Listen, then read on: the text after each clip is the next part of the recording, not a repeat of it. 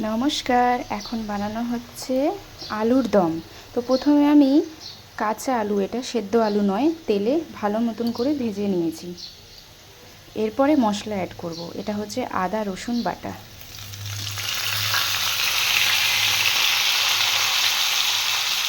এরপরে দিব হচ্ছে পেঁয়াজ বাটা। এখানে 3টা পেঁয়াজ আছে। আমি সবসময় আলুর দম এইভাবে বানাই, খেতে কিন্তু অনেক টেস্টি হয়।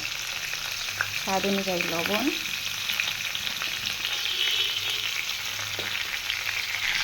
দিব হচ্ছে হলুদ পাউডার, এরপরে দিব হচ্ছে রেড চিলি পাউডার হাফ চামচ, তারপরে 1 চামচ দিব হচ্ছে চিকেন কারি মশলা। এবার এটাকে ভালো মতন করে মিক্স করব। মশলাটা কিন্তু খুব ভালোভাবে কষিয়ে নিতে হবে।